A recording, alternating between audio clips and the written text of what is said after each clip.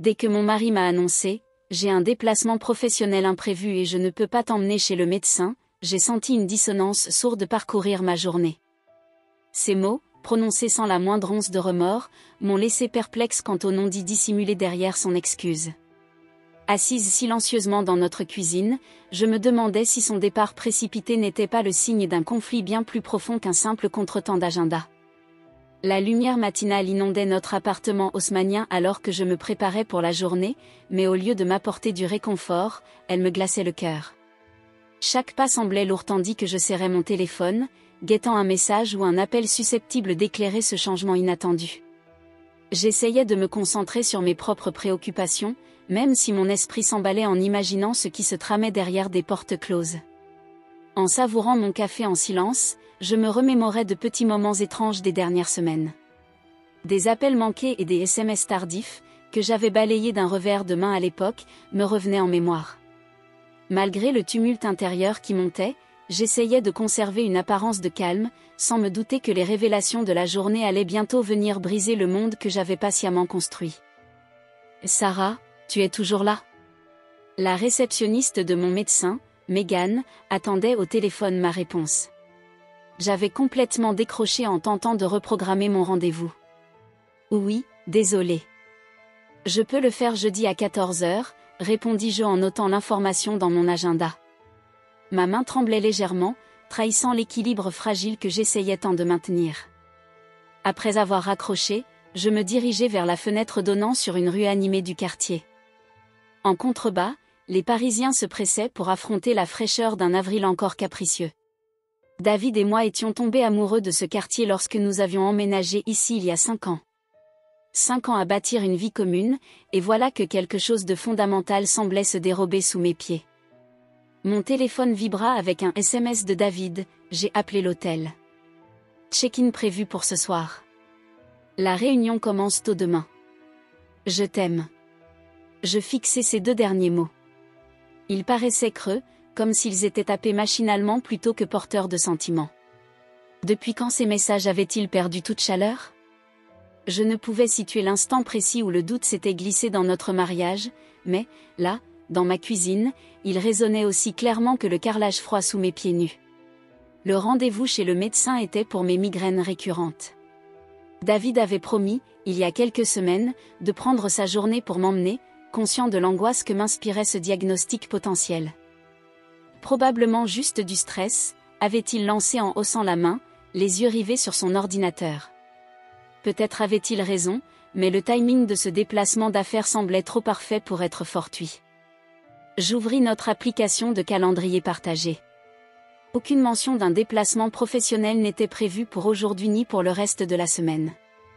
Mon estomac se noua en constatant qu'il n'avait même pas daigné mettre à jour notre planning pour ce prétendu engagement urgent.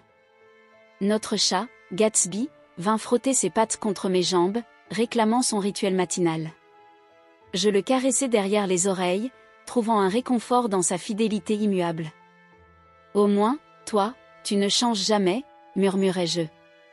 La cuisine portait encore les traces du départ précipité de David, une tasse à café à moitié vide près de l'évier, sa tasse de voyage favorite introuvable sur son crochet habituel. Je ne l'avais même pas entendu préparer ses affaires. À quelle heure était-il parti ? J'essayais de me rappeler s'il m'avait embrassé au revoir, mais tout ce dont je me souvenais était la sensation fugace du lit qui se déplaçait lorsqu'il se levait. Je me dirigeai vers notre chambre et ouvris son placard. Son costume bleu marine avait disparu, tout comme ses chaussures impeccables. Un déplacement professionnel, certes, mais pour quelle affaire ? Et avec qui ? Je secouai la tête, tentant de chasser le soupçon qui s'enracinait en moi. Ce n'était pas dans ma nature. Je n'étais pas du genre jalouse, à fouiner ou à remettre en question. Nous avions bâti notre relation sur la confiance et la communication ouverte. Du moins, je le pensais. Je sortis mon ordinateur portable et consultai notre compte commun. Un prélèvement de la veille apparut, une station-service à 23 h. Où avait-il bien pu rouler à cette heure tardive ? Un autre prélèvement, datant de 3 jours, attira mon attention un restaurant à Saint-Germain-des-Prés dont je n'avais jamais entendu parler. On disait que l'addition était salée. Lorsque je lui avais demandé ce qu'il avait fait ce soir-là, il avait mentionné un dîner professionnel avec des collègues. Rien d'inhabituel, si ce n'était que tout me paraissait désormais sujet à caution.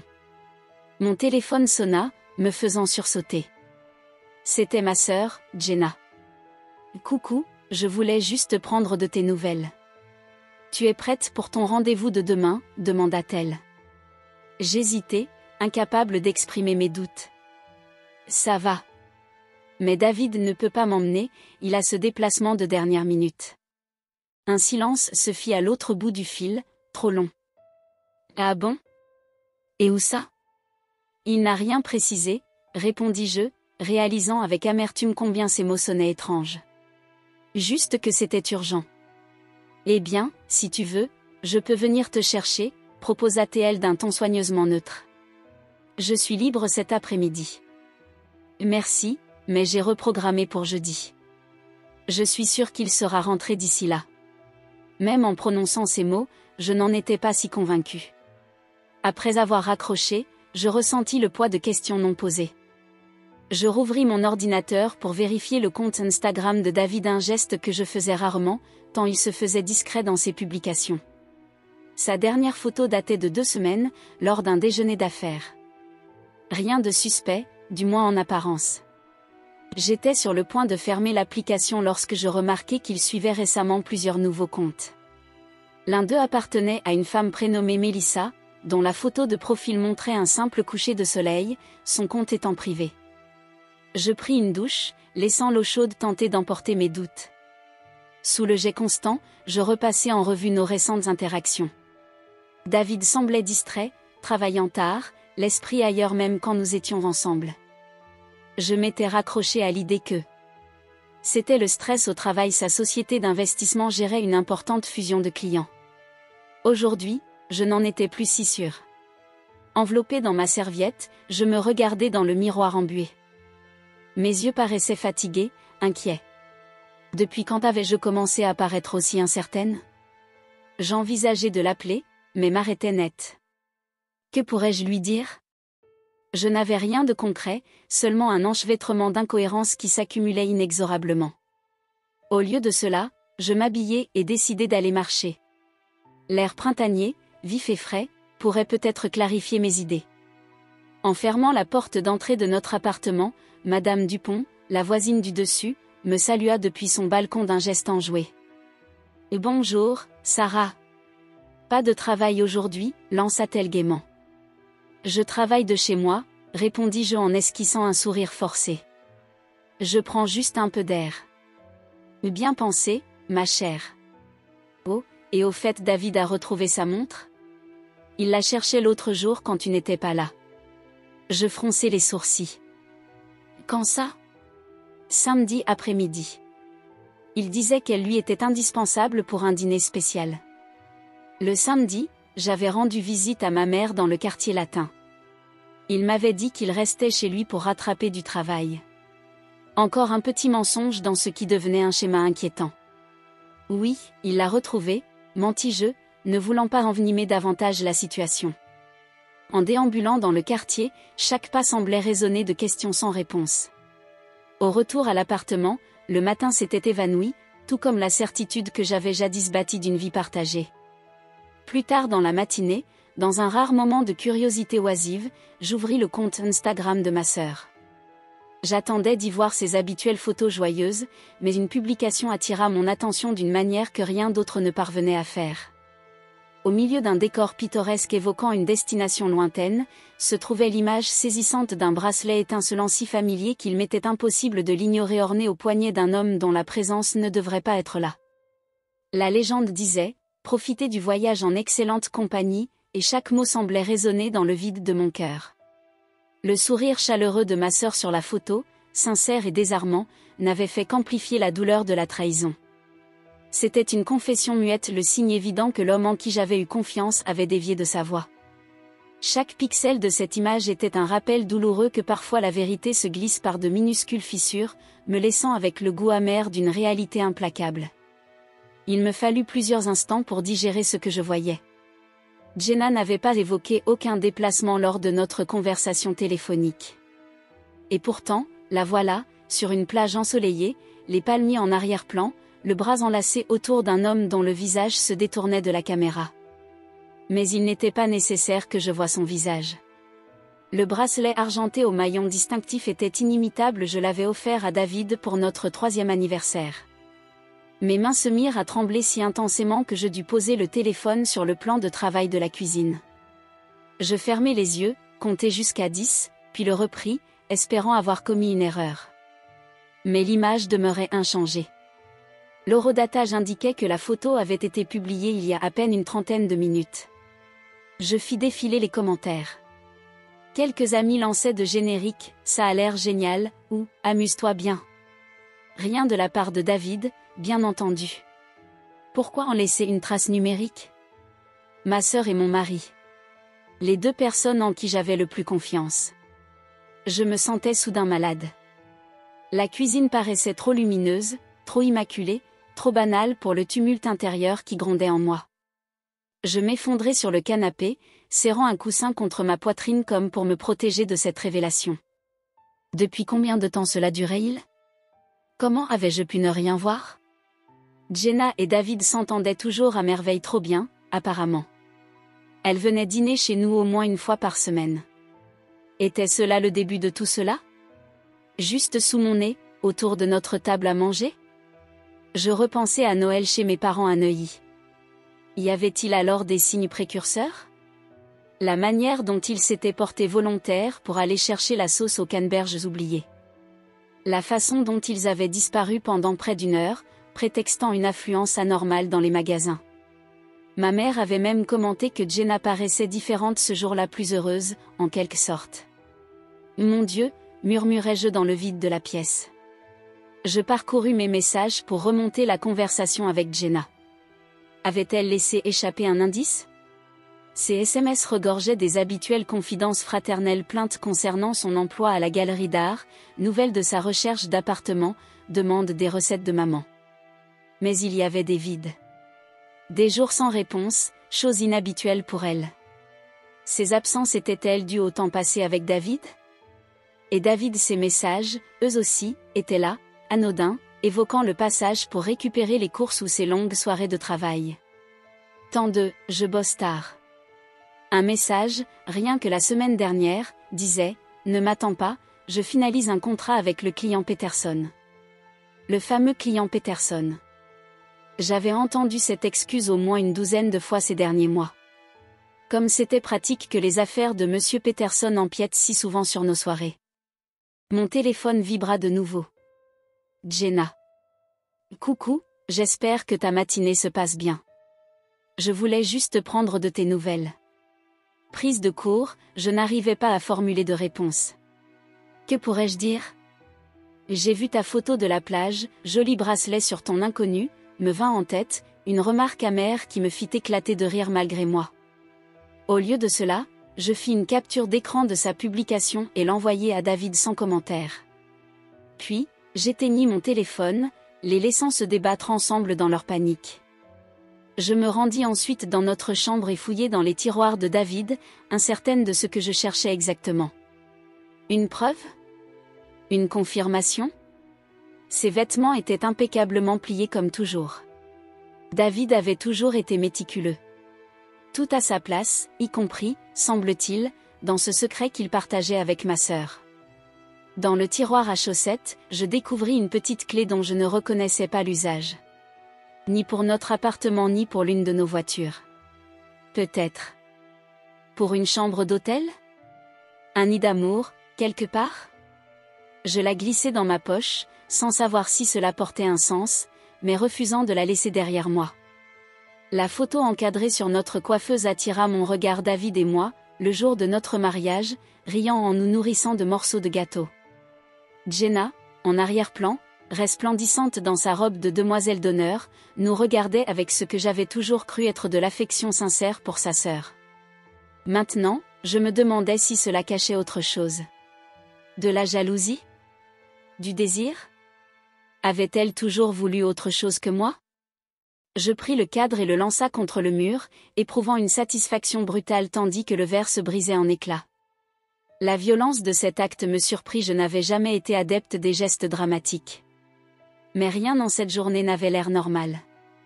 Mon téléphone était toujours éteint, et le téléphone fixe sonna, me surprenant.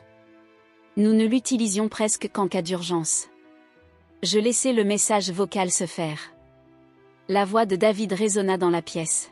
« Sarah, rappelle-moi. Je peux tout expliquer à propos de la photo de Jenna. Ce n'est pas ce que tu crois. S'il te plaît, rappelle-moi.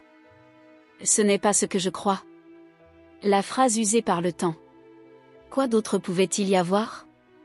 Y avait-il une explication innocente pour justifier qu'il se retrouve sur une plage avec ma sœur alors qu'il était censé être en déplacement?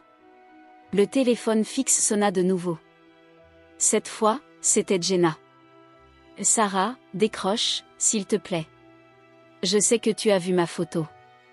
J'aurais dû t'en parler? » David ne voulait pas que je dise quoi que ce soit jusqu'à. « Enfin, appelle-nous, d'accord? Jusqu'à quand? Jusqu'à ce qu'ils trouvent le moyen de m'annoncer qu'ils avaient une liaison? Qu'ils allaient officialiser leur relation? » Je rallumai mon téléphone. 12 appels manqués. 7 messages. Je les ignorai et ouvris plutôt mon application bancaire. Si David mentait au sujet de ce déplacement, que mentait-il d'autre? Nos finances avaient toujours été transparentes, du moins, c'est ce que je croyais. Les transactions récentes ne montraient rien d'inhabituel.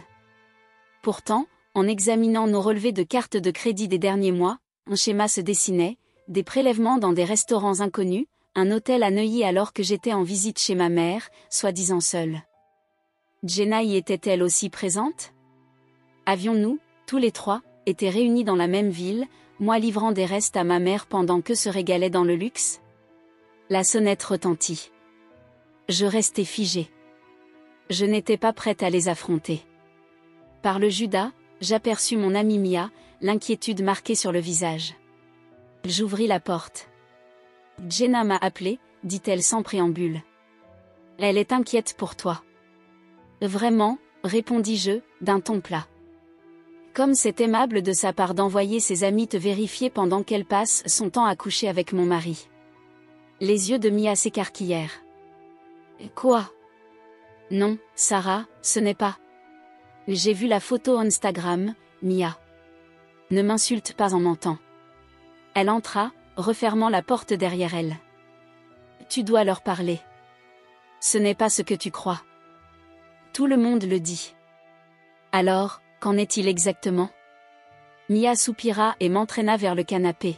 « Ce n'est pas à moi de tout expliquer. Mais s'il te plaît, appelle-les. Ou au moins regarde leur publication la plus récente. » À contre-cœur, je rouvris Instagram. Jenna venait de publier une nouvelle photo, il y a quelques minutes. Cette fois, l'image montrait David, Jenna et un homme que je ne connaissais pas, réunis autour d'une table chargée de mets raffinés. David et cet inconnu portaient des bracelets assortis, une réplique du cadeau de notre anniversaire.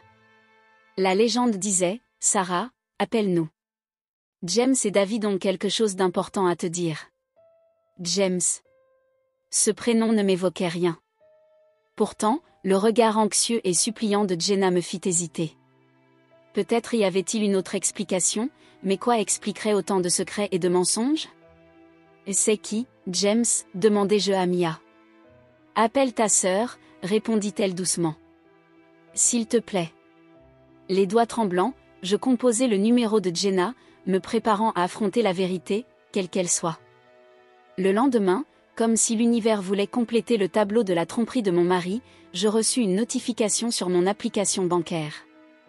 L'alerte détaillait une dépense extravagante, hôtel Caraïbes, séjour de 2 nuits pour 2, 17 000 €.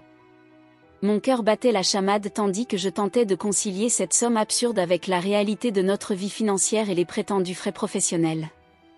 Je fixai la notification, chaque chiffre brûlant ma mémoire comme l'accusation d'une trahison. J'avais toujours cru en sa prudence avec notre argent, jamais imaginant qu'un tel montant pourrait se cacher derrière l'excuse d'un déplacement professionnel. Ce n'était pas qu'un chiffre, c'était la preuve indéniable d'une tromperie que je ne pouvais plus ignorer. À cet instant, un calme inattendu m'envahit. Plutôt que de céder aux larmes ou à la colère, un petit sourire ironique naquit, mêlant tristesse et étrange sentiment d'émancipation. Ce sourire n'exprimait pas la joie, mais l'acceptation, les preuves étaient là, et je commençais à comprendre l'ampleur de sa trahison. Après l'appel de Jenna la veille, les choses n'avaient fait qu'empirer. Elle avait essayé de m'expliquer que James était le camarade d'université de David, récemment revenu de Londres. D'après son explication précipitée, les deux hommes préparaient une surprise pour moi, et elle les aidait. Mais dès que je demandais des précisions sur ce déplacement secret aux Caraïbes, elle se montra évasive. « Tu dois parler à David », avait-elle insisté. « Ce n'est pas à moi d'expliquer tout. » J'avais raccroché, encore plus confuse et blessée. Si tout cela était innocent, pourquoi tant de secrets? Pourquoi tant de mensonges?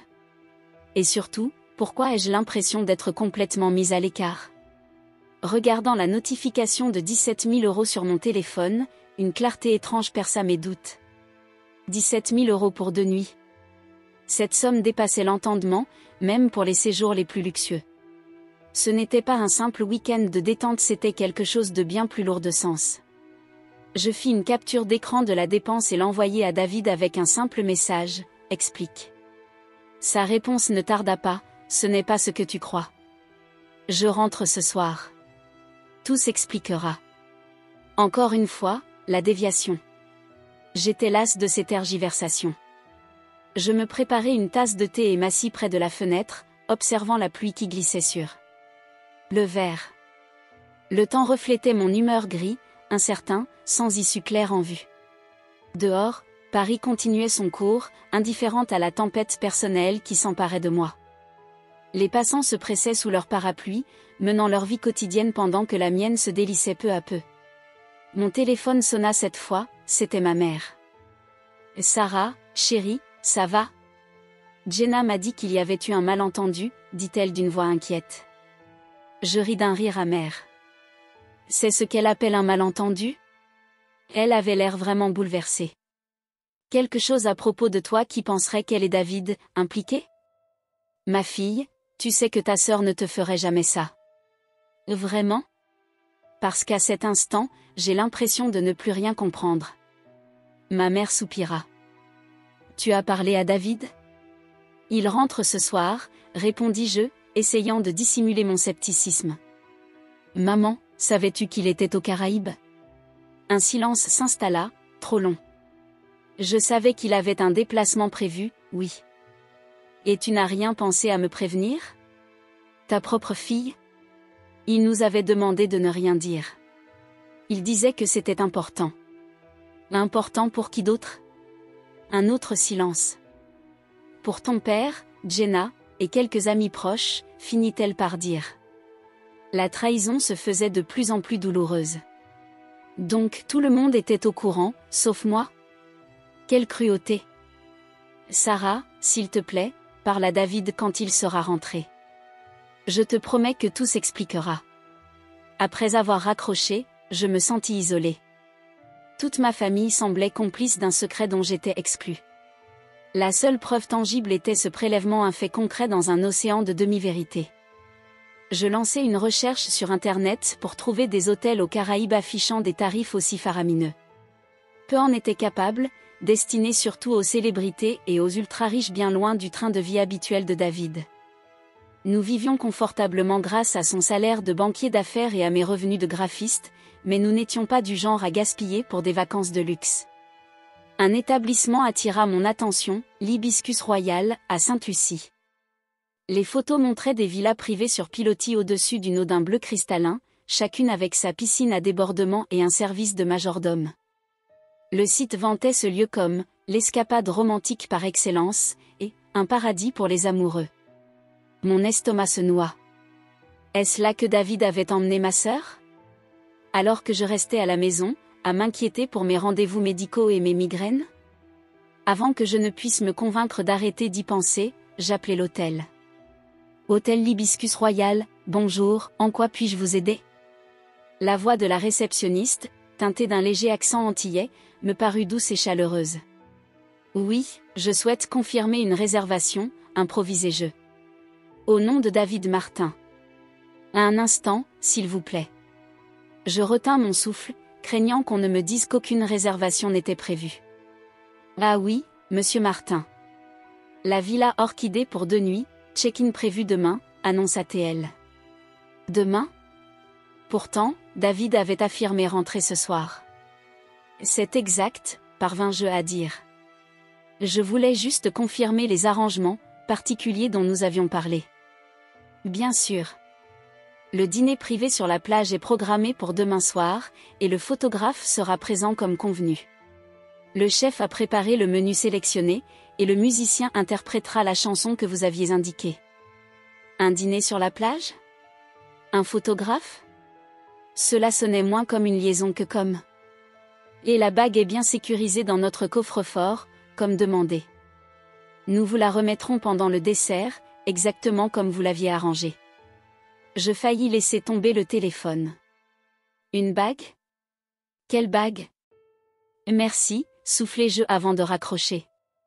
Je restai immobile, tentant d'assimiler cette nouvelle information. Un dîner romantique, un photographe, une bague. Cela ressemblait à une demande en mariage. Mais cela n'avait aucun sens. David et moi étions déjà mariés. Sauf si, la bague n'était pas pour moi. Les pièces du puzzle se mirent lentement en place, David aux Caraïbes avec une compagne mystère, un déplacement secret dont toute ma famille semblait au courant, une bague onéreuse, un dîner de demande en mariage. Serait-il en train de projeter de demander en mariage ma sœur? Était-ce pour officialiser leur relation et obtenir ma bénédiction? L'idée était si absurde que j'en éclatai de rire, un rire amer qui résonna dans le silence de mon appartement. Non, il devait bien y avoir une autre explication. Peut-être James envisageait-il de demander Jenna en mariage, et David l'aidait-il dans l'organisation? Mais pourquoi tant de secrets à mon égard? Pourquoi tout le monde sauf moi? Je passai la soirée à arpenter le salon, imaginant des scénarios de plus en plus invraisemblables. La notification sur mon téléphone me narguait sans cesse, le montant devenant chaque fois plus invraisemblable. 17 000 € pour une demande en mariage? Qui dépense une telle somme? Quelqu'un se sentait coupable, peut-être. Quelqu'un tentait de racheter des années de tromperie. Je ressortis les albums photos de notre mariage et feuilletai les souvenirs de cette journée inoubliable d'il y a 5 ans. Avait-ce toujours été un mensonge? David avait-il toujours désiré Jenna plutôt que moi? Ils se connaissaient depuis l'université, y avait-il eu quelque chose avant même que nous ne commencions notre histoire? L'horloge monumentale dans le hall, cadeau de mariage des parents de David, sonna 6 coups. La soirée approchait, et bientôt David serait là. S'il disait la vérité. Je refermai les albums et montai prendre une douche pour me changer. Quelle que soit la confrontation à venir, je voulais l'affronter avec lucidité et fermeté. Je choisis ma robe préférée, appliquai un maquillage léger, et nouai mes cheveux en un chignon simple. Dans le miroir, j'avais l'air calme et posé bien loin du chaos intérieur qui faisait rage. En redescendant, j'entendis le bruit d'une clé dans la serrure. David était rentré. Il apparut dans le couloir, sa valise à la main, l'air fatigué mais soulagé de me voir. Sarah, souffla-t-il en déposant ses sacs, s'avançant vers moi, les bras ouverts. Je fis un pas en arrière. Ne fais rien. Il s'immobilisa, les bras toujours tendus. Sarah, s'il te plaît. Je sais comment ça peut paraître, mais laisse-moi t'expliquer. Alors explique, dis-je d'une voix ferme malgré le tumulte intérieur. Explique-moi pourquoi tu as menti à propos de ce déplacement professionnel. Explique-moi pourquoi tu es aux Caraïbes avec ma sœur. Explique-moi pourquoi tu dépenses 17 000 € pour 2 nuits. Explique-moi pourquoi tu achètes une bague et prépares une demande sur la plage. Explique-moi pourquoi toute ma famille semble au courant sauf moi. Ses yeux s'écarquillèrent à mesure que les accusations s'accumulaient. Comment as-tu? Cela n'a pas d'importance. Ce qui compte, c'est que tu m'as menti. Pour combien de temps, David? Depuis combien de temps toi et Jenna? Toi et Jenna? Il sembla sincèrement déconcerté. Sarah, non. Mon Dieu, non. Ce n'est pas du tout comme ça. Alors comment est-ce? Parce que, d'après moi, il semble que mon mari et ma sœur aient une liaison et qu'ils soient sur le point d'officialiser cela avec une demande onéreuse. David passa une main dans ses cheveux, le geste de stress qui lui était si familier. Sarah, assieds-toi, s'il te plaît. Tout cela sort mal. Je préfère rester debout, merci. Il soupira profondément. D'accord. Oui, je suis aux Caraïbes. Oui, Jenna est là. Et oui, une demande en mariage est prévue. Mais ce n'est pas ce que tu crois. Alors, qu'est-ce que c'est? James va demander Jenna en mariage. Je ne fais qu'aider à organiser le tout. Je clignai des yeux. Et James? Ton camarade d'université? Celui que je n'ai jamais rencontré? Tu ne l'as jamais rencontré parce qu'il vivait à Londres depuis 10 ans. Il est revenu il y a 3 mois. Lui et Jenna se sont retrouvés lors de la fête de Noël, celle à laquelle tu n'avais pas pu venir à cause de ta date limite. Je me rappelais vaguement de cette fête. J'avais travaillé d'arrache-pied pour finir un projet de design avant les fêtes et avais demandé à David de s'en passer. James et Jenna se sont tout de suite entendus, poursuivit-il. Ils se voient en secret parce que Jenna voulait être sûre avant de te le présenter, surtout à toi. Pourquoi surtout moi? Parce qu'elle accorde une importance particulière à ton avis. Elle craignait que tu ne valides pas la rapidité des choses. Cela paraissait plausible, mais...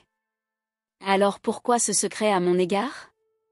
Pourquoi mes parents étaient-ils au courant, et pourquoi dépenses-tu 17 000 € pour cette demande?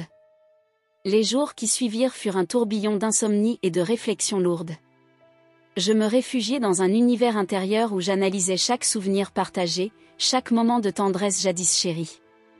L'épreuve, le bracelet, le prélèvement avaient brisé mes illusions, m'obligeant à affronter la douloureuse vérité, mon mari avait choisi une autre voie.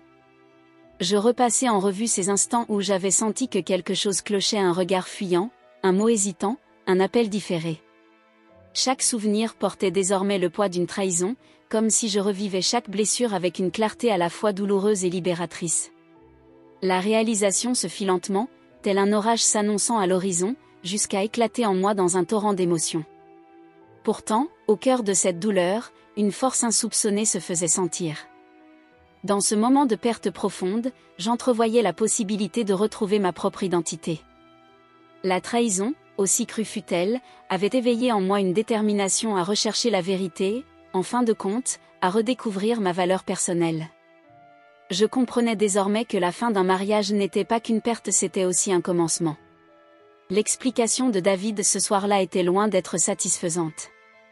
Je finance le voyage de demande en mariage parce que James a perdu son emploi le mois dernier, avait-il dit en arpentant notre salon. Il avait prévu toute une mise en scène pour demander Jenna en mariage, mais ensuite sa boîte a réduit ses effectifs et il ne pouvait pas se le permettre. Il était dévasté. Alors tu as décidé de dépenser 17 000 € de notre argent sans même m'en parler? Pour un voyage de demande en mariage pour un homme que je n'ai jamais rencontré, répliquai-je, la voix qui montait. James est comme un frère pour moi, Sarah. Je ne pouvais pas le laisser tomber. Et moi? Ta femme? Tu n'as pas pensé qu'en me trahissant, tu pourrais me briser encore plus? David baissa la tête, semblant éprouver une sincère honte. Je savais que tu refuserais si je te demandais. Tu aurais trouvé cela extravagant et inutile. C'est extravagant et inutile. Et le fait que tu aies su que je m'y opposerais et que tu aies quand même agi, c'est encore pire. Nous disputâmes pendant des heures. Il me montra des photos de James, tenta de prouver son existence. Des SMS entre eux détaillant l'organisation de la demande. Des reçus pour la bague que James avait prétendument acheté, un diamant de 3 carats, coûtant plus que notre voiture. Et pourquoi Jenna devait-elle participer à ce complot de silence, exigeais-je. Elle n'était pas censée publier cette photo, admit-il. James voulait la surprendre avec ce voyage. Il lui avait dit qu'il partait juste pour un week-end. La mise en scène de la demande était censée être une surprise totale. Alors pourquoi ai-je été tenue dans l'ignorance? Parce qu'elle sait combien tu te fais du souci pour nos finances. Elle pensait que tu serais contrarié par la dépense et que tu essaierais de me dissuader d'aider James. Aucune explication ne faisait qu'amplifier mes interrogations, chaque réponse paraissant incomplète, répétée comme un refrain éculé. 3 jours plus tard, je n'avais toujours pas réussi à digérer tout cela. J'avais appelé le travail pour m'excuser, incapable d'affronter les sourires de mes collègues lors de ce lundi morne. David était allé au bureau, me laissant l'espace nécessaire pour réfléchir, comme il l'avait dit. Assise dans notre véranda, j'observais la pluie printanière transformer le jardin en une aquarelle de vert et de gris. Gatsby, lové sur mes genoux, ronronnait paisiblement, indifférent au tumulte qui secouait nos vies. Un SMS de Mia apparut. Déjeuner ? On a besoin de parler. J'hésitais avant de répondre. Mia avait été présente quand tout s'était effondré. Avait-elle su pour ce plan de demande ? Avait-on tous conspiré pour me tenir à l'écart ? Au même endroit, à 13h, finis-je par répondre. À tout à l'heure, répliqua-t-elle immédiatement. Le « même endroit » était un petit café du quartier latin, lieu de rendez-vous que Mia et moi fréquentions depuis nos années d'étudiante. À mon arrivée, elle m'attendait déjà à une table de coin, 2 tasses de café fumant devant elle. « Tu as l'air épuisée », dit-elle en guise de salut. « Merci, je me sens encore plus mal. » Elle me poussa l'une des tasses. « David m'a appelé. Il s'inquiète pour toi. »« Tu étais au courant ?» demandai-je, à l'endroit au but. « Pour James et Jenna ? Pour ce plan de demande ? » Mia soupira. « Jusqu'à samedi, quand Jenna m'a appelé en panique. Elle m'a dit que tu avais vu sa photo sur Instagram et que tu l'avais mal interprétée. » Mal interprétée ? Elle a posté une photo de mon mari sur une plage des Caraïbes alors qu'il était censé être en déplacement. Que suis-je censée en penser ? Je comprends, ça paraissait mauvais.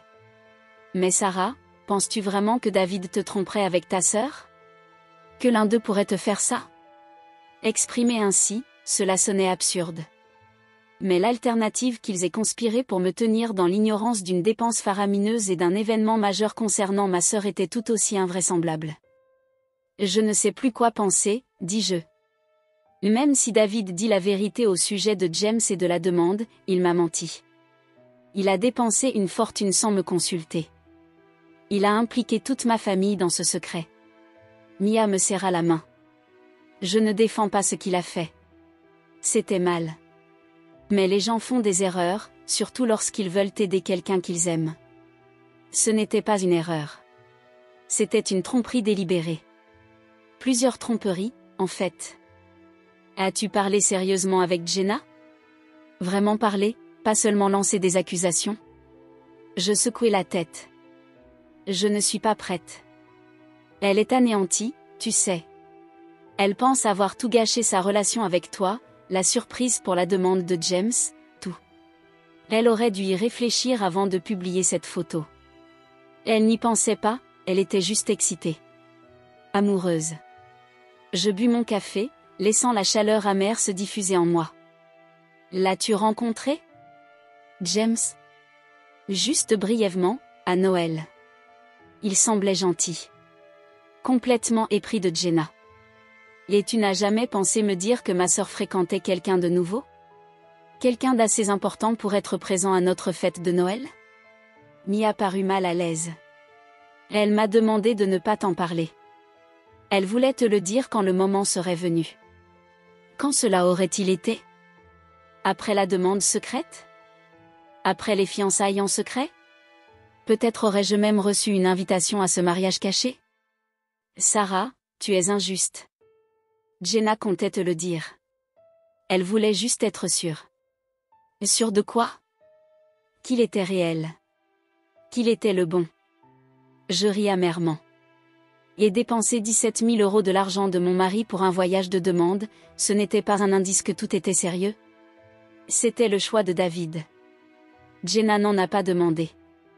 Nous mangions nos sandwichs dans un silence gêné.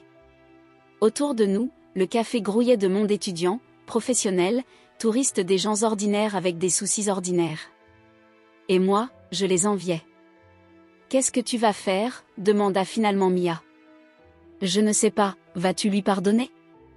La question me frappa plus fort que prévu. Pardonner ? Cela semblait à la fois impossible et inévitable. David était mon mari. Nous avions bâti une vie ensemble.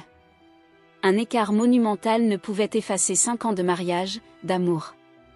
Honnêtement, je ne sais pas, répétai-je. Après le déjeuner, je déambulais dans le jardin du Luxembourg, regardant les couples flâner main dans la main, les enfants courir après les canards, les touristes posant devant les emblématiques statues. Le printemps était en pleine effervescence, les cerisiers et les tulipes éclaboussant le paysage de couleurs vives. Je m'assis sur un banc au bord d'un bassin, laissant les souvenirs m'envahir. David et moi étions venus ici lors de notre 3e rendez-vous. Il avait apporté une nappe à carreaux ridicules et un panier pique-nique garni de sandwichs gourmets, essayant de m'impressionner. Une averse soudaine nous avait surpris, nous obligeant à courir pour nous abriter, riant en nous trempant. Nous avions fini chez lui, enfilant des vêtements secs et commandant une pizza. C'était parfait dans son imperfection. 5 ans plus tard, me voici, me demandant si je le connaissais vraiment. Mon téléphone sonna. Jenna. J'hésitais presque avant de décrocher. Sarah. Sa voix était hésitante, presque timide. Peut-on parler? S'il te plaît? Je suis au jardin du Luxembourg, répondis-je. Je peux être là dans 20 minutes. Je ne répondis ni par l'affirmative ni par le négatif, raccroché et continuai de regarder les bateaux-mouches voguer sur le bassin, emportant avec eux la joie des visiteurs. 20 minutes. 20 minutes pour décider si j'étais prête à entendre la version de ma sœur. 20 minutes pour me préparer à affronter la vérité ou les mensonges qui m'attendaient. Avec une détermination qui me surprit moi-même, je décidai finalement de l'affronter. La conversation se déroulerait dans le calme de notre salon, jadis théâtre de nos rêves partagés et de nos rires complices. Lorsqu'il entra, ses yeux trahissaient un soupçon de culpabilité, et un calme inattendu s'installa en moi, se transformant en une résolution inflexible. Nous nous asseyâmes face à face, l'air saturé de non-dits et de blessures non cicatrisées. Je disposais devant lui toutes les preuves, la publication Instagram, la notification bancaire, et chaque indice silencieux qui s'était accumulé pour devenir un cri d'accusation. Sa réaction initiale fut un mélange de défensive et de déni, mais je vis peu à peu s'effriter le masque qu'il s'était fabriqué au fil des ans. La pièce résonnait de notre passé, de nos erreurs et de la douloureuse vérité du présent. La confrontation n'était pas une explosion de colère, mais plutôt un dialogue déchirant dans lequel nous reconnûmes tous deux les fractures de notre mariage. J'exprimai la douleur profonde de cette trahison, la solitude qui avait grandi dans l'ombre de notre vie commune. Dans cet échange brut, je compris que la vérité, aussi amère soit-elle, portait en elle la graine d'une transformation nécessaire, un appel douloureux mais libérateur à un nouveau départ. Jenna arriva au jardin du Luxembourg, l'air hagard comme si elle n'avait pas fermé l'œil depuis des jours. Ses cheveux, habituellement impeccables, étaient rassemblés en un chignon négligé, et elle ne portait aucun maquillage, révélant les cernes sous ses yeux. Elle m'aperçut près du bassin et s'approcha prudemment, comme si je pouvais prendre la fuite à tout instant. « Merci d'être venu », dit-elle en s'asseyant à côté de moi sur le banc, maintenant une distance mesurée. Je restai silencieuse, fixant le bassin. « Sarah, je suis terriblement désolée. Je n'ai jamais voulu te blesser. » « Personne n'en avait l'intention, » murmura-t-elle. « Et pourtant, nous voilà, » répondis-je d'un ton plat. Elle se tortilla les mains dans ses genoux. « J'aurais dû te parler dès le début à propos de James. J'avais peur. » « Peur de quoi ? » ? « Que tu n'approuves pas. Que tu trouves cela précipité. Que tu aies raison, peut-être. » Je la regardai fixement. « Qu'est-ce que cela signifie exactement ? » Jenna soupira. « Tu as toujours été la raisonnable, Sarah. Celle qui planifie tout, qui réfléchit avant d'agir. Moi, je suis la sœur impulsive, celle qui fonce sans penser. Quand j'ai rencontré James, ce fut comme être frappée par la foudre. Je suis tombée amoureuse immédiatement. Et je savais combien cela te choquerait. Alors, au lieu de m'en parler, tu as préféré agir dans l'ombre ? Me l'apprendre via Instagram ? J'allais te le dire après le voyage aux Caraïbes. Une fois la bague en main, je pensais, je ne sais pas quoi. Que tu aurais eu plus de mal à t'y opposer, peut-être. Je n'aurais jamais refusé ton bonheur, Jenna. J'aurais peut-être voulu te prévenir, mais jamais t'en empêcher. Même après seulement 3 mois de rencontre ? Je levai un sourcil. 3 mois ? C'est tout ? Et tu vois? C'est exactement ce que je redoutais, dit-elle en baissant les yeux. Mais oui, 3 mois. Quand on sait, on sait.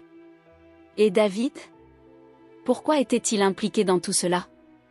James avait besoin d'aide pour organiser la demande.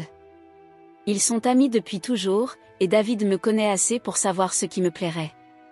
Et quand James a perdu son emploi, David a décidé de financer tout le projet sans m'en parler. Il voulait aider son ami. Et, pour être juste, James doit lui rembourser. Rembourser comment? Tu viens de dire qu'il avait perdu son boulot. Il a déjà quelques entretiens prévus. De bon, paraît-il. Il travaillera bientôt à nouveau. Je secouai la tête, incrédule. C'est insensé. Tout ça, le secret, l'argent, le plan extravagant. Qu'est-ce qu'il est arrivé au simple fait de se mettre à genoux et de demander? Ce n'est pas le style de James. Il voulait que ce soit spécial. Un spécial à 17 000 €? Jenna rougit légèrement. Je sais que c'est exagéré. J'aurais été heureuse d'un dîner tranquille à la maison. Mais David a insisté, et James ne voulait pas le décevoir après que ce dernier ait proposé son aide. Alors tout cela n'est qu'une affaire d'orgueil masculin? James ne voulait pas décevoir David, et David ne voulait pas décevoir James, au détriment de moi. Ce n'est pas comme ça. Ils se sont juste laissés emporter. Les hommes et leurs grandes démonstrations, tu sais. Je savais très bien. David m'avait proposé autrefois à la Cinémathèque, organisant une projection spéciale pour l'occasion, un geste à la fois embarrassant et merveilleux. Ses parents étaient venus spécialement, ainsi que ma famille et plusieurs amis proches. Une demande publique, minutieusement orchestrée. Sarah. Jenna m'observait, espérant une réaction. Je sais que tu es en colère et que tu as raison de l'être. Mais s'il te plaît, ne laisse pas cela nous séparer. Tu es ma sœur, ma meilleure amie. Je ne peux pas te perdre. Ces paroles flottaient dans l'air printanier, sincères et suppliantes. Une partie de moi voulait lui pardonner immédiatement, l'embrasser et oublier ce chaos. Mais l'autre, encore meurtri par la trahison, restait sur ses gardes.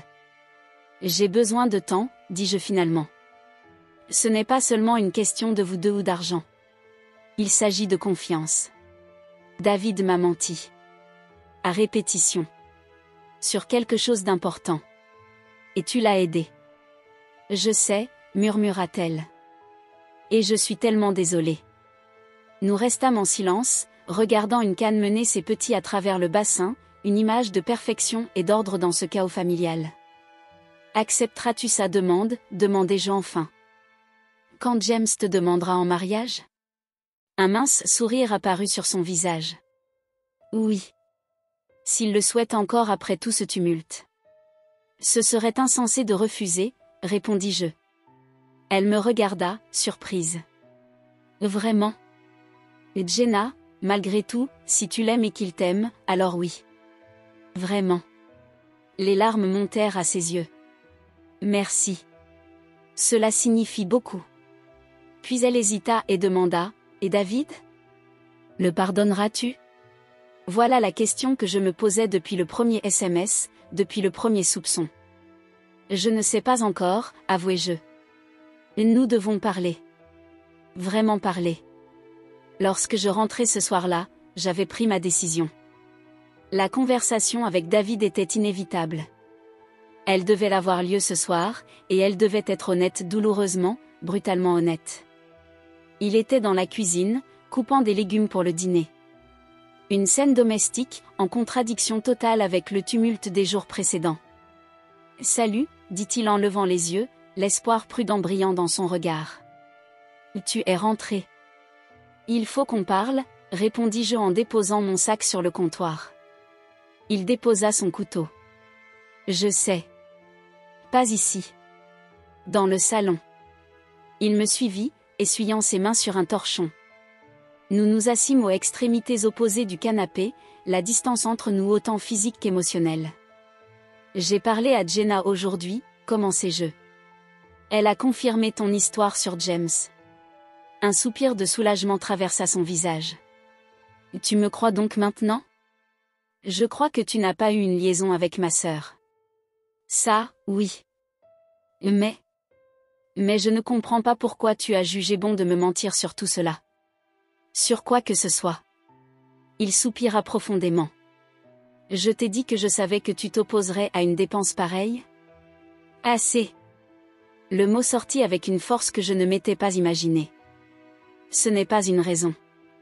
Tu n'as pas le droit de prendre des décisions unilatérales sur nos finances parce que tu penses que je pourrais t'en dissuader. Ce n'est pas ainsi qu'un mariage fonctionne. Tu as raison. J'aurais dû t'en parler avant tout. Oui, tu aurais dû. Mais par-dessus tout, tu aurais dû me respecter en étant honnête. Au lieu de cela, tu as impliqué toute ma famille dans ce complot de silence. Sais-tu ce que cela fait? De savoir que tout le monde t'ait caché des secrets? Il baissa les yeux. Je n'y avais pas pensé de cette façon. Évidemment. Je voulais juste aider James. Il était désespéré de rendre cette demande parfaite pour Jenna, et quand il a perdu son travail, il était prêt à tout annuler. Je ne pouvais pas le laisser faire. Alors tu m'as menti. Tu as inventé un faux déplacement professionnel. Tu as dépensé une fortune pour un séjour dans un hôtel de luxe. Comment le dire autrement? Il passa une main dans ses cheveux, ce geste habituel de stress. Je sais que j'ai tout gâché, Sarah. Je sais que je t'ai blessée, et je suis désolée. Plus que les mots ne sauraient l'exprimer. Désolée ne suffit pas. Pas cette fois, dis-je, les mots résonnant avec dureté malgré ma douleur. Tu as brisé ma confiance, David. Et je ne sais pas. Comment réparer ça? Dis-moi ce que je dois faire, implora Théil. N'importe quoi. Je ferai tout pour arranger les choses. Voilà le problème, je ne sais pas si tu peux réparer ça, ni si je pourrai jamais te regarder de la même façon. Le silence qui suivit fut assourdissant. Dehors, une alarme de voiture retentit brièvement avant de s'éteindre. À l'intérieur, le poids de mes mots planait entre nous tel un fardeau palpable. Tu veux dire que tu envisages de partir, finit-il par demander, la voix à peine audible. Je dis simplement que je ne sais pas ce que je veux. Mais je sais que nous ne pouvons pas revenir en arrière. Trop de choses ont changé. On pourrait suivre une thérapie, proposa Théil, une pointe de désespoir dans la voix. Discuter avec un professionnel. Peut-être. Je ne ferme aucune porte, mais je ne fais aucune promesse non plus. Il hocha lentement la tête, acceptant cette réponse sans engagement. Je vais rester chez Mia quelques jours, poursuivis-je. J'ai besoin d'espace pour réfléchir. Bien sûr. Fais ce qu'il te faut. Je me levai, marquant la fin de notre conversation. Ce soir, je prendrai quelques affaires et partirai demain matin. Sarah, appela Théil alors que j'atteignais le palier. Je t'aime. J'ai toujours aimé. S'il te plaît, n'oublie pas, je m'arrêtai, sans me retourner. L'amour sans confiance ne suffit pas, David. Il n'a jamais suffi. En gravissant l'escalier jusqu'à notre chambre, malgré le poids de la situation, je ressentis une étrange légèreté. Pour la première fois depuis des jours, j'avais pris le contrôle. J'avais dit ma vérité, posé mes limites. Tout ce qui suivrait serait mon choix, et non une réaction aux décisions d'autrui. Dans notre chambre, je sortis une valise et commençai à emballer méthodiquement, vêtements, produits de toilette, mon ordinateur portable pour le travail. La photo encadrée de mes parents, habituellement posée sur ma table de nuit, resta. Celle de David et moi, du jour de notre mariage, était encore dans son cadre brisé que j'avais jeté contre le mur. Une image symbolique de notre situation. En fermant la valise, je me regardais dans le miroir. La femme qui me renvoyait son image semblait différente, plus forte, résolue.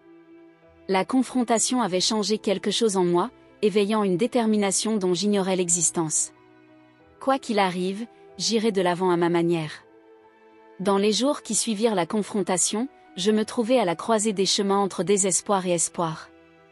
La trahison avait laissé des cicatrices profondes, mais elle ouvrait aussi la voie à la redécouverte et à la guérison. J'appris à accepter la solitude comme compagne plutôt qu'une malédiction, me donnant l'espace nécessaire pour pleurer et reconstruire. Le sourire que j'avais esquissé en voyant l'épreuve n'était plus celui de l'ironie, mais celui d'une femme prête à reprendre sa vie en main. Chaque jour devint un chemin parsemé de petites victoires, retrouver d'anciennes passions, tisser de nouvelles amitiés, réaffirmer discrètement ma propre valeur. Je m'immergeais dans des activités qui autrefois m'apportaient de la joie, reconstituant peu à peu une mosaïque d'identité indépendante de la trahison. La tempête émotionnelle se calmait, laissant place à une résilience silencieuse qui me définissait désormais. Regardant en arrière sur ce parcours tumultueux, je ressentis une profonde gratitude. Les événements qui avaient brisé ma confiance m'avaient aussi forcé à me confronter à moi-même et à redéfinir qui j'étais. Chaque lever de soleil m'offrait la promesse d'un nouveau départ, un futur où je ne serais plus définie par les choix d'autrui, mais par ma propre force et l'espoir d'une vie reconstruite à partir des cendres du passé. La chambre d'amis de Mia devint mon refuge pendant 3 semaines. Petite mais chaleureuse, elle donnait sur un jardin communautaire où des retraités du quartier du Marais cultivaient tomates et herbes aromatiques. Chaque matin, j'observais depuis la fenêtre, Madame Lefebvre, coiffée d'un large chapeau, Monsieur Moreau arrosant soigneusement chaque plante, des étudiants bénévoles en week-end. Leur routine simple était apaisante, un rappel que la vie suivait son cours malgré le chaos personnel. Tu peux rester aussi longtemps qu'il te faut, me répétait Mia. Ma maison est la tienne. Je lui étais reconnaissante, tout en sachant que c'était une solution temporaire. Un jour viendrait où je devrais choisir, retourner vers David pour tenter de réparer notre mariage, ou avancer seule. Durant la première semaine, David appelait chaque jour. Je la laissais souvent aller vers la messagerie, pas prête à entendre sa voix. Ses messages étaient constants, des excuses, des déclarations d'amour, des promesses de changement. À partir de la 2e semaine, il se contenta de textos, semblant sentir mon besoin d'espace. « Prends tout le temps qu'il te faut », écrivait-il. Je ne partirai pas, Jenna appelait aussi, mais nos échanges restaient brefs et précautionneux. La demande en mariage avait eu lieu malgré tout. James avait demandé à Jenna en privé dans leur chambre d'hôtel, loin des projecteurs de la plage et des musiciens. Elle avait naturellement dit oui. La bague, belle mais discrète, contrastait avec l'extravagance que David avait décrite. Je lui ai dit que je n'avais pas besoin d'un tel faste, expliqua-t-elle. Juste lui. J'étais heureuse pour elle, sincèrement. Malgré tout, Jenna méritait d'aimer. Et d'après ce que je savais de James, il semblait sincère dans ses sentiments. Le travail devint mon encre. Je me plongeais dans mes projets de design, restais tard au studio, accepter des clients exigeants. Ma supérieure, Élise, remarqua mon changement. Quoi qu'il en soit, tant que cette renaissance créative t'inspire, je suis là, me dit-elle après ma présentation innovante pour une brasserie locale. Mais ne te détruis pas, Sarah. Je lui souris avec assurance. Je ferai attention. Cela me fait du bien, en quelque sorte. Les week-ends, je redécouvrais Paris comme une touriste dans ma propre ville. Je parcourais les quais de la Seine, visitais des musées que je rêvais de voir, déjeunais seul dans des restaurants inconnus. Une liberté discrète se révélait dans la solitude, choisir pour moi, sans compromis. Un samedi, je me retrouvais au musée d'Orsay, déambulant dans ses galeries et sous son dôme de verre. Dans un coin tranquille, j'aperçus un petit tableau représentant une femme debout devant une fenêtre, le dos tourné, regardant une mer houleuse. Quelque chose dans sa posture droite, résolue, résonna en moi. Elle n'était pas en train de fuir la tempête, elle l'observait, peut-être même l'accueillait avec une force tranquille. Magnifique, n'est-ce pas? Je me retournai pour voir une femme d'un certain âge, aux cheveux argentés soigneusement coiffés, ses yeux pétillants derrière des lunettes élégantes. Oui, acquiesçai-je. Il y a quelque chose en elle. De la force, ajouta-t-elle. Et elle n'a pas peur de ce qui arrive. Elle est prête à l'affronter. Je hochai la tête, étonnée de voir à quel point elle avait capté mes pensées. Je m'appelle Marguerite, se présenta-t-elle. Conservatrice et passionnée d'art. Sarah. En visite, répondis-je. Alors, Sarah en visite, voudrais-tu entendre l'histoire de ce tableau? C'est l'un de mes préférés. Pendant 1 heure, Marguerite me guida à travers les galeries, partageant anecdotes et secrets sur les artistes et leurs œuvres. Sa passion était contagieuse. Au moment de quitter le café du musée, je me sentais plus légère qu'en des semaines. Viens prendre un thé avec moi, m'invita-t-elle. À moins que tu n'aies quelque chose de prévu. Je n'avais rien de prévu, alors nous nous installâmes près d'une grande fenêtre donnant sur le jardin, dégustant un Earl Grey tout en poursuivant notre conversation. Marguerite, autrefois professeure d'histoire de l'art, avait connu 2 mariages, un par amour, l'autre par convenance, et vivait désormais seule à Versailles, comblée par ses livres, son bénévolat et son jardin. La vie ne se passe pas toujours comme prévu, méditait-elle en finissant son thé. Le secret, c'est de trouver la beauté dans l'inattendu. Même quand ces imprévus font mal, demandai-je, étonnée par ma propre franchise. Elle me regarda intensément. Surtout alors. La douleur est un enseignant puissant, si nous savons l'écouter. Je quittai le musée avec le numéro de Marguerite et la promesse d'une prochaine rencontre. Sa sagesse et son indépendance m'inspirèrent profondément. Voici une femme qui, malgré les tempêtes de la vie, avait non seulement survécu, mais s'était épanouie. Ce soir-là, je rappelai David. « Peut-on nous voir ?» demandai-je dès qu'il répondit, sa voix se réchauffant à mon appel. « Pour parler. »« Bien sûr. »« Quand et où ?»« Je suis disponible, » répondit-il avec empressement. Nous fixâmes de nous retrouver dans un petit café du quartier de Montmartre, à l'écart de nos repères habituels. Au moment de raccrocher, un curieux calme m'envahit. Depuis des semaines, j'avais redouté cette conversation, mais maintenant qu'elle était imminente, j'étais prête. Le lendemain, le soleil se leva clair et chaud, un parfait matin d'été. Je choisis avec soin une robe d'été que j'avais achetée durant mon exil volontaire jaune avec de petits motifs blancs, bien différente de mes teintes habituelles. Un petit geste de renouveau. David était déjà au café à mon arrivée, assis à une table en terrasse, la jambe nerveusement agitée. Il se leva dès qu'il me vit, son visage mêlant espoir et anxiété. « Sarah, souffla-t-il comme une prière, tu as l'air différente. »« Je le suis, » répondis-je en m'asseyant en face de lui. Il s'installa, les mains jointes sur la table entre nous. « Tu m'as tellement manqué. » J'avais besoin de m'éloigner, dis-je. Pour réfléchir. Pour décider ce que je voulais vraiment. « Et qu'est-ce que tu veux ?» demanda-t-il, la voix posée malgré la peur qui se lisait dans ses yeux. Je pris une profonde inspiration. Je veux aller de l'avant. Mais je ne sais pas si cela sera avec toi ou sans toi. Il hocha la tête, acceptant l'incertitude mieux que le rejet net. Je comprends. Que puis-je faire pour t'aider à décider ? Tu peux écouter. Vraiment écouter. Je croisai son regard. Ce qui s'est passé les mensonges, le secret ce n'était pas qu'une question d'argent ou de Jenna et James. Il s'agissait de respect. Tu n'as pas eu la décence d'être honnête et de m'inclure dans une décision qui impactait nos vies. Je sais, admis-il. J'ai eu tort. Vraiment. Pourquoi, insistai-je. J'ai besoin de comprendre pourquoi tu as cru que c'était acceptable. Un silence s'installa tandis qu'il réfléchissait. Je crois que je voulais être le héros. Pour James, pour Jenna, pour tout le monde sauf la personne qui comptait le plus toi. Je m'étais laissé emporter par l'idée d'être celui qui sauve la situation, qui réalise des rêves. Et j'en ai perdu de vue l'essentiel. Son honnêteté me surprit. J'attendais des excuses, des détours.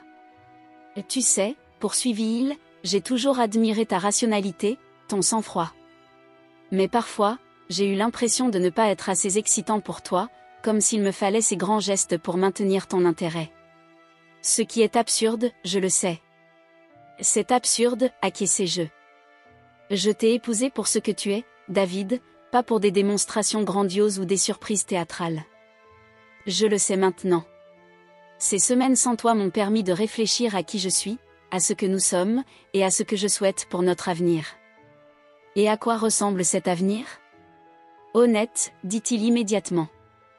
Transparent, égalitaire. Je veux que nous soyons partenaires en tout, sans secret ni décision prise unilatéralement. Je sirotais mon café, laissant ces mots s'enraciner en moi. Je le veux aussi. Mais je ne suis pas sûre que nous puissions retrouver cela à partir d'ici. Nous pouvons essayer, insista-t-il. J'ai commencé une thérapie pour comprendre pourquoi j'ai senti le besoin de mentir, de vouloir être le héros. Ça m'ouvre les yeux. Cela me surprit. David avait toujours eu ses réserves sur la thérapie, la considérant comme l'affaire des autres. Et c'est bien, dis-je sincèrement. Je pense que cela peut t'aider. J'ai également remboursé l'argent du voyage aux Caraïbes.